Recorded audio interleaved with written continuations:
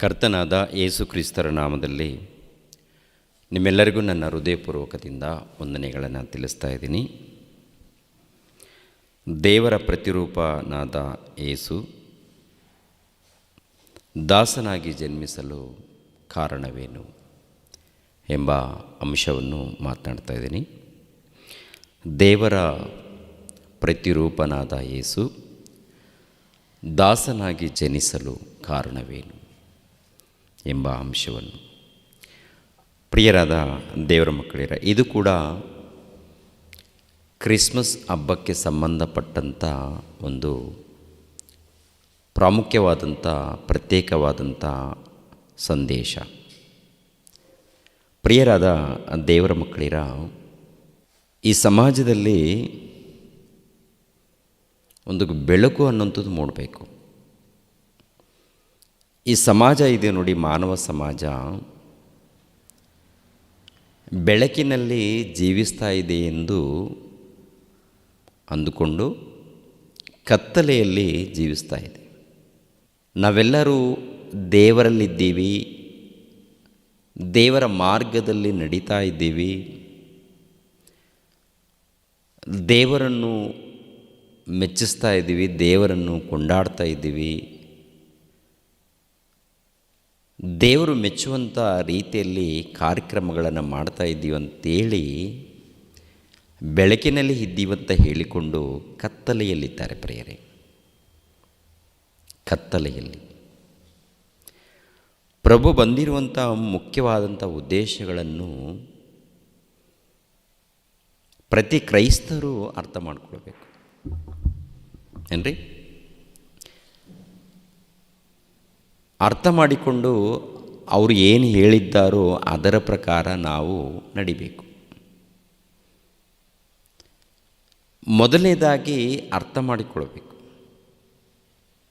ಎರಡನೇದಾಗಿ ಅವರು ಹೇಳಿರೋ ಪ್ರಕಾರ ಜೀವಿಸಬೇಕು. ಅವರು ಹೇಳಿರೋ ಪ್ರಕಾರ ಜೀವಿಸದೆ ಮನುಷ್ಯರು ನೇಮಿಸಿರುವ ಒಂದು ಕಟ್ಟಳೆಯನ್ನು ಅರ್ಥ ಮಾಡಿಕೊಂಡು ಈ ಲೋಕದಲ್ಲಿ ಮನುಷ್ಯರು ಮೆಚ್ಚುವಂಥ ರೀತಿಯಲ್ಲಿ ಈ ಹಬ್ಬಗಳು, ಆಚರಣೆಗಳು, ಆರಾಧನೆಗಳು, ಪೂಜೆಗಳು, ಪ್ರಾರ್ಥನೆಗಳು, ಬೋಧನೆಗಳು ನಡೆದರೆ ದೇವರು ಮೆಚ್ಚಲ್ಲ ಪ್ರಿಯರೇ. ದೇವರು ಮೆಚ್ಚಲ್ಲ ಪ್ರಿಯರಾದ ದೇವರ ಮಕ್ಕಳಿರ. ದೇವರು ಮೆಚ್ಚುವಂಥ ರೀತಿಯಲ್ಲಿ ಇರಬೇಕು. ದೇವರು ಇಷ್ಟಪಡುವಂಥ ರೀತಿಯಲ್ಲಿ ಇರಬೇಕು. ಪ್ರಾರ್ಥನೆಗಳು, ಆರಾಧನೆಗಳು, ಕಾರ್ಯಕ್ರಮಗಳು ದೇವರು ಮೆಚ್ಚುವಂಥ ರೀತಿಯಲ್ಲಿ ಇರಬೇಕು. ಈ ಕಾಲದಲ್ಲಿ ದೇವರು ಮೆಚ್ಚುವಂಥ ರೀತಿಯಲ್ಲಿ ನಡೀತಾ ಇದೆಯಾ ಅಥವಾ ನಾವು ಮೆಚ್ಚುವಂಥ ರೀತಿಯಲ್ಲಿ ನಡೀತಾ ಇದೆಯಾ ಅಂತ ನೋಡುವಾಗ ನಾವು ಮೆಚ್ಚುವಂಥ ರೀತಿಯಲ್ಲಿ.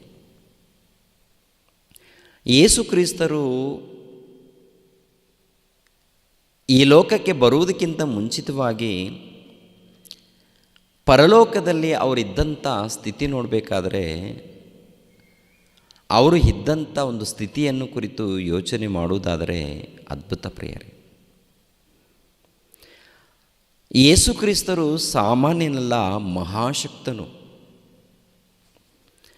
ಯೇಸು ಕ್ರಿಸ್ತರು ಪ್ರಿಯರಾದ ದೇವರ ಮಕ್ಕಳಿರ ದೈವಕುಮಾರನು.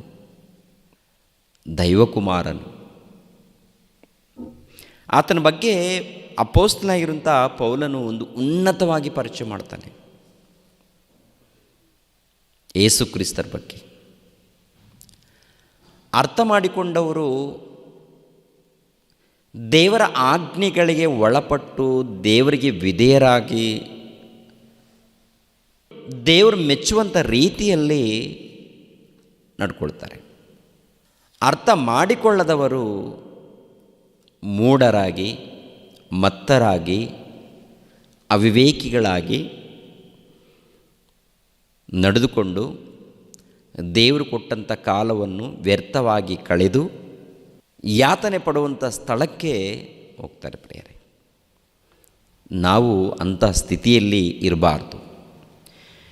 ಕೊಲೆಸದವರಿಗೆ ಬರೆದ ಪತ್ರಿಕೆ 1ನೇ ಅಧ್ಯಾಯ 15ನೇ ವಚನವನ್ನು ನೋಡಿ ಪ್ರಿಯರೇ.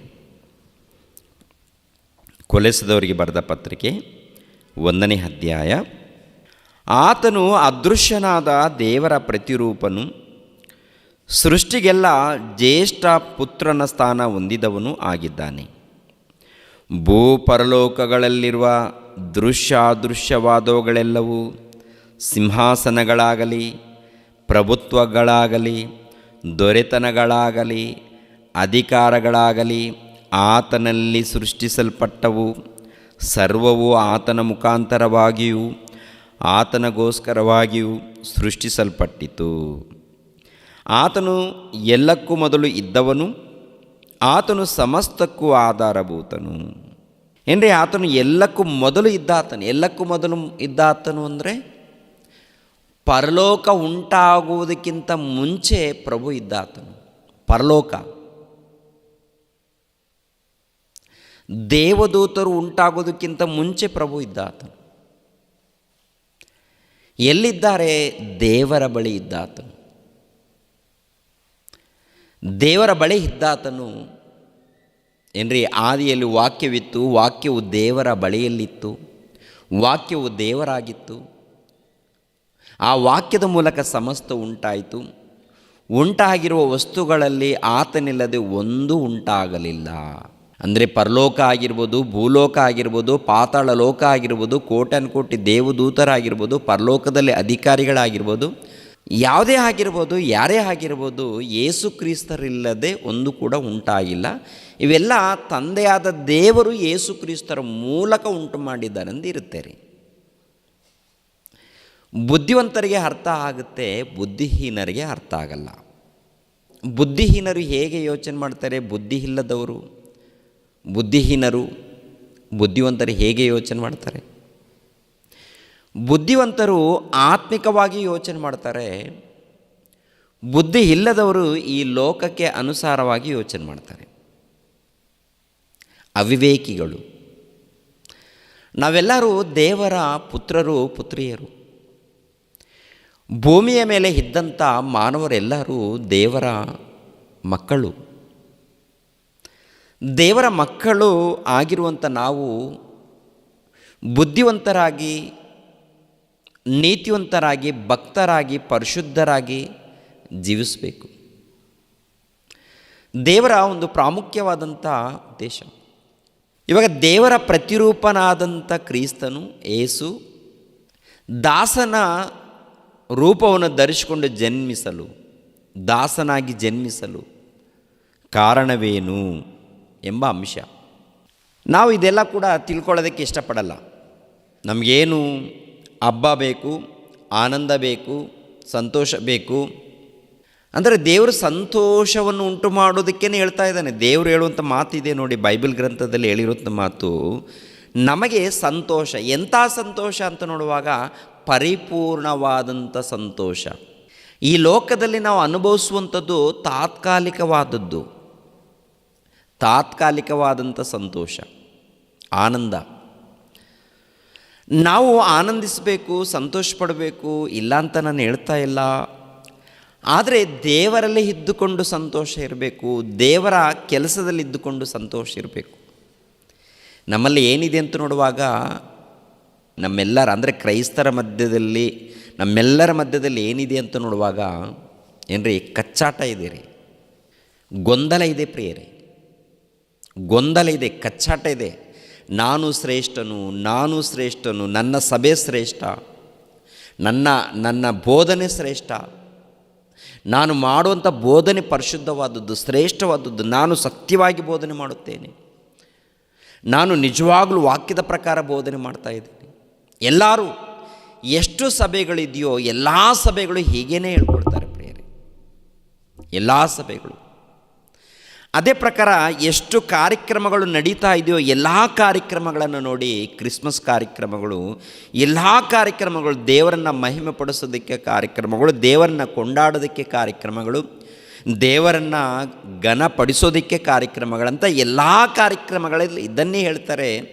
ಆದರೆ ನಿಜವಾಗ್ಲೂ ಕ್ರಿಯೆಗಳನ್ನು ನೋಡುವಾಗ, ಕಾರ್ಯಕ್ರಮಗಳನ್ನು ನೋಡುವಾಗ, ನಡವಳಿಕೆಯನ್ನು ನೋಡುವಾಗ, ಪ್ರವರ್ತನೆಗಳನ್ನು ನೋಡುವಾಗ, ಮಾತುಗಳನ್ನು, ಹಾಡುಗಳನ್ನು, ಇವರ ಜೀವಿತಗಳನ್ನು ನೋಡುವಾಗ ದೇವರನ್ನ ಘನಪಡಿಸುವಂಥ ರೀತಿಯಲ್ಲಿ ಯಾವ ಕಾರ್ಯಕ್ರಮಗಳು ಇಲ್ಲ. ದೇವರನ್ನು ಮಹಿಮೆ ಪಡಿಸುವಂಥ ಕಾರ್ಯಕ್ರಮಗಳು ಕಾಣ್ತಾ ಇಲ್ಲ ಪ್ರಿಯರೇ. ಯಾಕೆಂದರೆ ಬೈಬಲನ್ನು ಮುಂದೆ ಇಟ್ಕೊಂಡು ನೀವು ಪರಿಶೋಧನೆ ಮಾಡಿದ್ರೆ ಅರ್ಥ ಆಗುತ್ತೆ. ಪ್ರಿಯರಾದ ದೇವರ ಮಕ್ಕಳಿರ, ದೇವರ ವಾಕ್ಯಗಳನ್ನು ಮುಂದೆ ಇಟ್ಕೊಂಡು ಪರಿಶೋಧನೆ ಮಾಡಿದಾಗ ಅರ್ಥ ಆಗುತ್ತೆ ಪ್ರಿಯರೇ. ಗಮನಿಸಬೇಕು. ಫಿಲಿಪ್ಪಿಯವರಿಗೆ ಬರೆದ ಪತ್ರಿಕೆ 2ನೇ ಅಧ್ಯಾಯ, ಫಿಲಿಪ್ಪಿಯವರಿಗೆ ಬರೆದ ಪತ್ರಿಕೆ 2ನೇ ಅಧ್ಯಾಯ 6ನೇ ವಚನ. ಆತನು ದೇವರ ಸ್ವರೂಪನಾಗಿದ್ದರೂ ದೇವರಿಗೆ ಸರಿ ಸಮಾನನಾಗಿರುವುದೆಂಬ ಅಮೂಲ್ಯ ಪದವಿಯನ್ನು ಬಿಡಲೊಲ್ಲೆನು ಎಂದೆಣಿಸದೆ ತನ್ನನ್ನು ಬರಿದು ಮಾಡಿಕೊಂಡು ದಾಸನ ರೂಪವನ್ನು ಧರಿಸಿಕೊಂಡು ಮನುಷ್ಯರಿಗೆ ಸದೃಶ್ಯನಾದನು. ಹೀಗೆ ಆತನು ಆಕಾರದಲ್ಲಿ ಮನುಷ್ಯನಾಗಿ ಕಾಣಿಸಿಕೊಂಡಿದ್ದಾಗ ಆತನು ತನ್ನನ್ನು ತಗ್ಗಿಸಿಕೊಂಡು ಮರಣವನ್ನು, ಅಂದರೆ ಶಿಲುಬೆಯ ಮರಣವನ್ನಾದರೂ ಹೊಂದುವಷ್ಟು ವಿಧೇಯನಾದನು. ಅಂದರೆ ಈತನು ಪರಲೋಕದಲ್ಲಿ ಇದ್ದಂಥ ಒಂದು ಸ್ಥಾನ ಎಂಥದ್ದು ಅಂತ ನೋಡುವಾಗ ದೇವರ ಪ್ರತಿರೂಪನು. ಪರಲೋಕದಲ್ಲಿ ಕೋಟ್ಯಾನುಕೋಟಿ ದೇವದೂತರಿದ್ದಾರೆ, ಅಧಿಕಾರಿಗಳಿದ್ದಾರೆ. ಅವರೆಲ್ಲರಿಗಿಂತ ಮುಂಚೆ ಇದ್ದಾತನು ದೇವರ ಕುಮಾರನು, ಅವರೆಲ್ಲರಿಗೆ ಒಡೆಯನು, ದೈವಕುಮಾರನು. ಅಂದರೆ ಉನ್ನತವಾದಂಥ ಸ್ಥಾನ. ಆ ಉನ್ನತ ಸ್ಥಾನವನ್ನು ಬಿಟ್ಟು ಈ ಲೋಕಕ್ಕೆ ಬರಬೇಕು. ಉನ್ನತ ಸ್ಥಾನವನ್ನು ಬಿಟ್ಟು ಈ ಲೋಕಕ್ಕೆ ಬರಬೇಕು. ಈ ಲೋಕಕ್ಕೆ ಬಂದಾಗ ಎಂಥ ಸ್ಥಾನವನ್ನು, ಈ ಲೋಕಕ್ಕೆ ಬರುವಾಗ, ಈ ಲೋಕಕ್ಕೆ ಬಂದಾಗ ಎಂಥ ಸ್ಥಾನವನ್ನು, ಎಂಥ ಸ್ಥಾನ ಎಂಥದ್ದು? ಮಾನವನ ಆಕಾರ. ಈ ಮಾನವನ ಆಕಾರದಲ್ಲಿ ಯಾವ ಸ್ಥಾನ ಅಂತ ನೋಡುವಾಗ ದಾಸನ ಸ್ಥಾನ, ದಾಸನ ರೂಪವನ್ನು ಧರಿಸಿಕೊಂಡಿದ್ದಾನಂತೆ. ಬರುವಾಗ ಏನೂ ಇಲ್ಲ, ಎಲ್ಲ ಬರಿದು ಮಾಡಿಕೊಂಡು ಬಂದಿದ್ದಾನೆ. ಅಂದರೆ ದೇವರ ಶಕ್ತಿಯಲ್ಲಿ ದೈವತ್ವ, ದೇವರ ಶಕ್ತಿ ಇದೆಯಲ್ಲ, ದೇವರು ಮಹಾಶಕ್ತನು. ದೇವದೂತರು ಕೂಡ ಏನ್ರಿ, ದೇವರು ಅಧಿಕಾರ ಕೊಟ್ಟಾಗ ಭೂಲೋಕಕ್ಕೆ ಬಂದರೆ ದೇವದೂತರು ಒಂದು ವೇಳೆ ಸಂಹಾರ ಮಾಡಿ ಅಂತ ಬಂದರೆ ಒಂದೇ ಒಂದು ಕ್ಷಣದಲ್ಲಿ ಅನೇಕರನ್ನು ಕೊಂದಾಕ್ತಾರೆ ಪ್ರಿಯರೇ. ಅನೇಕರನ್ನು ಒಂದೇ ಒಂದು ಕ್ಷಣದಲ್ಲಿ. ಇಲ್ಲಿ ನೋಡ್ಬೋದು, ಸಮಾಜದಲ್ಲಿ ಸಿನಿಮಾಗಳಲ್ಲಿ ತೋರಿಸ್ತಾ ಇರ್ತಾರೆ. ಸಿನಿಮಾಗಳಲ್ಲಿ ದೊಡ್ಡ ದೊಡ್ಡ ರೌಡಿಗಳನ್ನು, ಅಂದರೆ ಆ ರೌಡಿಗಳು ನೋಡುವಾಗ ಅವರ ಒಂದು ಆಕಾರವನ್ನು, ಅವರೊಂದು ದೇಹವನ್ನು, ದೇಹದ ಸ್ಥಿತಿಯನ್ನು ನೋಡುವಾಗ ಬಲಾಢ್ಯರು,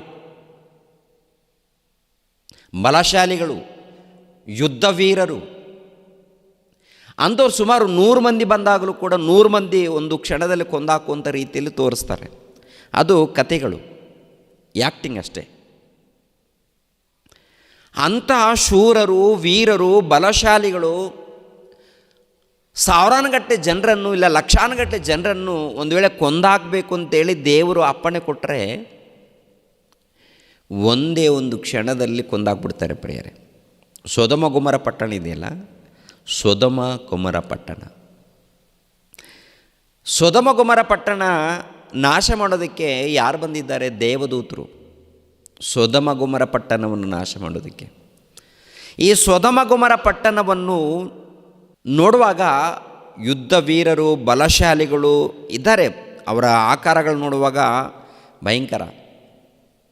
ಅಂಥವರನ್ನು ಏನ್ರಿ ಸುಟ್ಟಾಕಿದ್ದಾರೆ ಪ್ರಿಯರೇ. ಯಾಕೆ? ಕಾರಣ ಏನಪ್ಪ ಅಂದರೆ ಅವರ ಪಾಪವೇ ಕಾರಣ, ಅವರ ಅಪರಾಧಗಳೇ ಕಾರಣ. ಅಂದರೆ ದೇವದೂತರನ್ನು ಕಳಿಸಿದರೆ ಹೀಗೆ ಸರ್ವನಾಶ ಮಾಡ್ತಾರೆ. ಅಂಥ ದೇವದೂತರು ಯಾರಿಗೆ ಸೇವಕರು ಅಂತ ನೋಡುವಾಗ ದೇವರಿಗೆ ಸೇವಕರು, ಯೇಸು ಕ್ರಿಸ್ತರಿಗೆ ಸೇವಕರು. ಇವರೆಲ್ಲರೂ ಯೇಸು ಕ್ರಿಸ್ತರಿಗೆ ನಮಸ್ಕಾರ ಮಾಡ್ತಾರೆ. ಹಿರಿಯರು, ಅಧಿಕಾರಿಗಳು, ಕೋಟ್ಯಾನುಕೋಟಿ ದೇವದೂತರು ಎಲ್ಲರೂ ಯೇಸು ಕ್ರಿಸ್ತರಿಗೆ ನಮಸ್ಕಾರ ಮಾಡುವಂಥದ್ದು, ಆತನನ್ನು ಕೊಂಡಾಡುವಂಥದ್ದು ನೋಡ್ತೀವಿ ಪ್ರಿಯರೇ. ಏನ್ರಿ ಅಂಥ ಸ್ಥಾನವನ್ನು ಪಡೆದುಕೊಂಡಂಥ ಅಂಥ ಸ್ಥಾನದಲ್ಲಿ ಇದ್ದಂಥ ಆತನು ಭೂಲೋಕಕ್ಕೆ ಬರುವಾಗ ದಾಸನ ರೂಪವನ್ನು ಬರಿದು ಮಾಡಿಕೊಂಡು ಬಂದಿದ್ದಾನೆ. ದೇವರಲ್ಲಿದ್ದಂಥ ಆ ಶಕ್ತಿಯನ್ನು ಪಕ್ಕಕ್ಕಿಟ್ಟು ಒಬ್ಬ ಸಾಧಾರಣವಾದಂಥ ಮನುಷ್ಯನಾಗಿ, ಒಬ್ಬ ಸಾಧಾರಣವಾದಂಥ ಒಬ್ಬ ವ್ಯಕ್ತಿಯಾಗಿ, ದಾಸನಾಗಿ ತನ್ನನ್ನು ತಾನು ತಗ್ಗಿಸಿಕೊಂಡು ಈ ಲೋಕಕ್ಕೆ ಬಂದಿದ್ದಾನೆ. ಯಾಕೆ ಬಂದಿದ್ದಾನೆ? ಈ ಲೋಕದಲ್ಲಿ ಎಲ್ಲರೂ ಹಬ್ಬ ಮಾಡಿಕೊಳ್ಳಿ ಅಂತೇಳಿ ಕಲಿಸಿಕೊಡೋದಕ್ಕೆ ಬಂದಿದ್ದಾನ? ಎಲ್ಲರೂ ಹಬ್ಬ ಮಾಡಿಕೊಳ್ಳ್ರಿ, ನಾನು ಬಂದಿದ್ದೀನಿ, ಕೇಕ್ ಕಟ್ ಮಾಡಿರಿ, ನಾನು ಬಂದಿದ್ದೀನಿ, ಚೆನ್ನಾಗಿ ಊಟ ಮಾಡಿರಿ, ಬಿರಿಯಾನಿ ತಿನ್ನಿ, ನಾನು ಬಂದಿದ್ದೀನಿ, ನಾನು ಬಂದದಕ್ಕೋಸ್ಕರ ಚೆನ್ನಾಗಿ ಬಿರಿಯಾನಿ ತಿನ್ನಿ, ನಾನು ಬಂದಿದ್ದಕ್ಕೋಸ್ಕರ ಕೇಕ್ ಕಟ್ ಮಾಡಿಕೊಡ್ರಿ, ನಾನು ಬಂದಿರೋದರಿಂದ ಸ್ಟಾರ್ ಹಾಕ್ಕೊಳ್ರಿ, ಇದನ್ನು ಕಲಿಸಿಕೊಡೋದಕ್ಕೆ ಪರಲೋಕದಿಂದ ಭೂಲೋಕಕ್ಕೆ ಬಂದಿದ್ದಾನ? ಇದನ್ನು ಕಲಿಸಿಕೊಡೋದಕ್ಕೆ? ಅಂದರೆ ಆತನು ಈ ಲೋಕಕ್ಕೆ ಬಂದಿರುವಂಥ ಪ್ರಾಮುಖ್ಯವಾದಂಥ ಉದ್ದೇಶ ಏನಾದರೂ ಪ್ರಪಂಚದ ಕ್ರೈಸ್ತರಿಗೆ ಏನಾದರೂ ಅರ್ಥ ಆಗಿದೆಯಾ? ಅರ್ಥ ಆದರೆ ಈ ಕಾರ್ಯಕ್ರಮಗಳು ಈ ಥರ ಇರಲ್ಲ ಪ್ರಿಯರ. ಅರ್ಥ ಮಾಡಿಕೊಂಡವರ ಕಾರ್ಯಕ್ರಮಗಳು ಈ ಲೋಕದಲ್ಲಿ ನಡೀತಾ ಇದೆಯಲ್ಲ, ಆ ಥರ ಇರಲ್ಲ. ಏನ್ರಿ ಹೆಣ್ಮಕ್ಳು ಗಂಡು ಮಕ್ಕಳು ಸೇರಿ ಡ್ಯಾನ್ಸ್ಗಳು ಏನಾದರೂ ಹೇಳಿದ್ರೆ ದಾವೀದನು ಡ್ಯಾನ್ಸ್ ಮಾಡಿಲ್ವಾ ಅಂತ ಹೇಳ್ತಾರೆ. ದಾವೀದನು ಹೇಗೆ ಡ್ಯಾನ್ಸ್ ಮಾಡಿದ್ದಾನೆ, ಯಾಕೆ ಮಾಡಿದ್ದಾನೆ, ಆತನ ಉದ್ದೇಶವೇನು, ಅದೇನಾದರೂ ಗೊತ್ತಾ? ದಾವೀದನು ಯಾವ ರೀತಿ ಸೇವೆ ಮಾಡಿದ್ದಾನೆ ಗೊತ್ತಾ? ದಾವೀದನು ದೇವ್ರಿಗೋಸ್ಕರ ಯಾವ ರೀತಿ ಹೋರಾಟ ಮಾಡಿದ್ದಾನೆ ಗೊತ್ತಾ? ದಾವೀದನು ಯಾವ ರೀತಿ ದೇವ್ರಿಗೋಸ್ಕರ ಪ್ರಯಾಸ ಪಟ್ಟಿದ್ದೇನೆ ಏನಾದರೂ ಗೊತ್ತಾ? ಅದು ಗೊತ್ತಿಲ್ಲ. ದಾವೀದನ ಬಗ್ಗೆ ಗೊತ್ತಿಲ್ಲ, ದೇವರ ಬಗ್ಗೆ ಗೊತ್ತಿಲ್ಲ, ಯೇಸು ಕ್ರಿಸ್ತರ ಬಗ್ಗೆ ಗೊತ್ತಿಲ್ಲ, ಬೈಬಲ್ ಬಗ್ಗೆ ಗೊತ್ತಿಲ್ಲ. ಒಟ್ಟಿನಲ್ಲಿ ಇಲ್ಲಿ ಹೊಟ್ಟೆಗೆ ಬೇಕು ಅಷ್ಟೇ, ಹೊಟ್ಟೆಗೆ ಎಲ್ಲ ಸುಖ ಬೇಕು, ಈ ದೇಹಕ್ಕೆ ಸುಖ ಬೇಕು, ಶರೀರ ಸುಖ, ಕಣ್ಣಿನ ಸುಖ, ನೇತ್ರಾಶೆಗಳು ಅವು ತೀರಿದರೆ ಸಾಕು ಎಂಬುವಂಥ ಭ್ರಮೆಯಲ್ಲಿದ್ದಾರೆ ಪ್ರಿಯರೇ ನಮ್ಮ ಕ್ರೈಸ್ತರು. ಸಹೋದರರೇ, ಎಚ್ಚರಿಕೆ, ಜಾಗ್ರತೆ. ಅಂಥ ಮಹಾಶಕ್ತನಾಗಿರುವಂಥ ಕ್ರಿಸ್ತನು, ದೈವ ಕುಮಾರನಾಗಿರುವಂಥ ದೇವರಾಗಿರುವಂಥ ಆತನು ಈ ಲೋಕಕ್ಕೆ ಬರುವಾಗ ದಾಸನ ರೂಪನ, ಮಹಾಲೋಕವನ್ನು ಬಿಟ್ಟು ಈ ಲೋಕಕ್ಕೆ ಬರಬೇಕಾದರೆ ಒಂದು ಏನು ಕಾರಣ ಏನು? ತಿಂದು ಕುಡಿದು ಮಜಾ ಮಾಡ್ರಿ ಅಂತ ಕಲಿಸಿಕೊಡೋದಕ್ಕೆ ಬಂದಿದ್ದಾನ? ಇದಕ್ಕೆ ಬಂದಿದ್ದಾನ ದೇವರು? ಯಾಕೆ ಬಂದಿದ್ದಾನೆ? ಉದ್ದೇಶವೇನು? ಅರ್ಥ ಮಾಡಿಕೊಳ್ಳಲ್ವಾ? ಆಲೋಚನೆ ಮಾಡಲ್ವಾ? ಅರ್ಥ ಮಾಡಿಕೊಳ್ಳದೆ ಹೋದರೆ ನಾವು ಮೋಸ ಹೋಗ್ತೀವಿ. ಪ್ರೇರೆ ಆಲೋಚನೆ ಮಾಡಿ. ಲೂಕನ ಬರೆದ ಸುವಾರ್ತೆ 1ನೇ ಅಧ್ಯಾಯ. ಯೇಸು ಕ್ರಿಸ್ತರು ಹುಟ್ಟೋದಕ್ಕಿಂತ ಮುಂಚೆ ಯೋಹಾನನು ಬರ್ತಾನೆ. ಯೋಹಾನನ ಬಗ್ಗೆ ಬರೆಯಲ್ಪಟ್ಟಿದ್ದು. ಯೋಹಾನನ ಬಗ್ಗೆ, ಆ ಯೋಹಾನನು ಯಾರನ್ನು ಕುರಿತು? ಲೋಕರಕ್ಷಕನಾಗಿರುವಂಥ ಯೇಸು ಕ್ರಿಸ್ತರನ್ನು ಕುರಿತು ತಿಳಿಸೋದಕ್ಕೆ ಬಂದಿದ್ದಾನೆ. ಯೇಸು ಕ್ರಿಸ್ತರ ಬಗ್ಗೆ ತಿಳಿಸೋದಕ್ಕೆ ಬಂದಿರುವಂಥ ಈ ಯೋಹಾನನ ಬಗ್ಗೆ ಏನು ಬರೆಯಲ್ಪಟ್ಟಿದೆ ನೋಡಿ ಒಂದು ಸಾರಿ. ಲೂಕನ ಬರೆದ ಸುವಾರ್ತೆ 1ನೇ ಅಧ್ಯಾಯ 77ನೇ ವಚನದಿಂದ, ನಮ್ಮ ದೇವರು ಅತ್ಯಂತ ಕರುಣೆಯಿಂದ ದಯಾಪಾಲಿಸುವ ಪಾಪ ಪರಿಹಾರವೆಂಬ ರಕ್ಷಣೆಯ ತಿಳುವಳಿಕೆಯನ್ನು ಆತನ ಪ್ರಜೆಗೆ ಕೊಡುವವನಾಗಿಯೂ ಇರುವಿ. ಆ ಕರುಣೆಯಿಂದಲೇ ನಮಗೆ ಮೇಲಿನಿಂದ ಅರುಣೋದಯವು ಉಂಟಾಗಿ ಕತ್ತಲಲ್ಲಿಯೂ ಮರಣಾಂಧಕಾರದಲ್ಲಿಯೂ ವಾಸಿಸಿರುವವರಾದ ನಮಗೆ ಪ್ರಕಾಶ ಕೊಟ್ಟು ನಮ್ಮ ಕಾಲುಗಳನ್ನು ಸಮಾಧಾನದ ಮಾರ್ಗದಲ್ಲಿ ಸೇರಿಸಿ ನಡೆಸುವುದು ಅಂದನು. ಅಂದರೆ ನಮ್ಮೆಲ್ಲರನ್ನು ಸಮಾಧಾನದ ಮಾರ್ಗದಲ್ಲಿ, ಆ ಒಂದು ಬೆಳಕಿನ ಮಾರ್ಗದಲ್ಲಿ ಸೇರಿಸೋದಕ್ಕೆ ಬಂದಿದ್ದಾನೆ. ಆ ಬೆಳಕು ಯಾರಂತ ನೋಡುವಾಗ ಯೇಸು ಕ್ರಿಸ್ತರು. ಇವರೆಲ್ಲರೂ ಎಲ್ಲಿದ್ದಾರೆ ಅಂತ ನೋಡುವಾಗ ಎಲ್ಲಿದ್ದಾರೆ, ಯಾವ ಕಾಲದಲ್ಲಿ, ಎಲ್ಲಿ ಅಂತ ನೋಡುವಾಗ ಕತ್ತಲಲ್ಲಿಯೂ ಮರಣಾಂಧಕಾರದಲ್ಲಿಯೂ ವಾಸಿಸ್ತಾ ಇದ್ದಾರಂತೆ. ಕತ್ತಲಲ್ಲಿ, ಮರಣಾಂಧಕಾರದಲ್ಲಿ, ಕತ್ತಲೆಯಲ್ಲಿ, ಅಂಧತ್ವದಲ್ಲಿ. 1ನೇ ಶತಮಾನದಲ್ಲಿ ಜನ ಹೇಗಿದ್ದಾರಂತ ನೋಡುವಾಗ, ಎಲ್ಲಿದ್ದಾರಂತ ನೋಡುವಾಗ ಕತ್ತಲೆಯ ಸಾಮ್ರಾಜ್ಯದಲ್ಲಿದ್ದಾರಂತೆ, ಅಂಧತ್ವದಲ್ಲಿ ಇದ್ದಾರಂತೆ.